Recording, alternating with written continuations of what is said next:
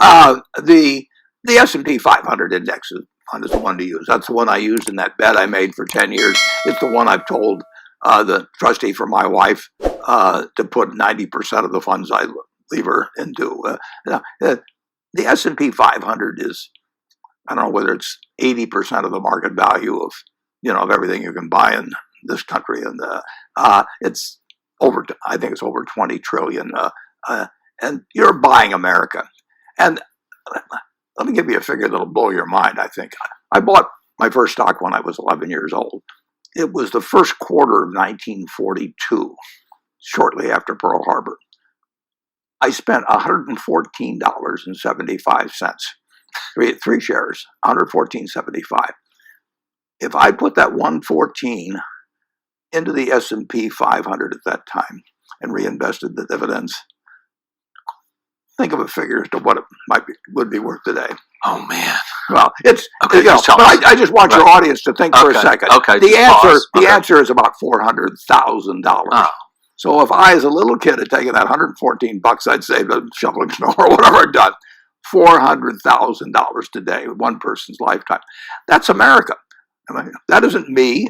It is the huge tailwind the American economy gives to any equity investor.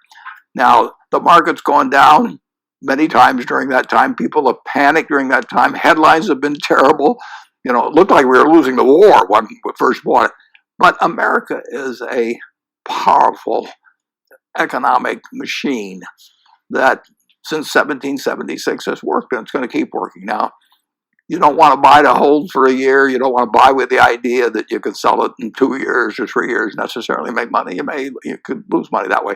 But if you buy it for 10, 20, just keep buying the S&P 500 index and forget about all the other nonsense that's being sold to you, because I'll guarantee you one thing about the stuff being sold to you: it will carry bigger fees than what I'm talking about. Yes. Yeah. And there's no reason to think that we don't know if it's 400,000, but that same sort of process or returns won't happen starting right now. The S&P 500 companies have earned well over 10% on equity, often 15% annually for years and years and years and years. They've done it with Democratic administrations, with Republican administrations.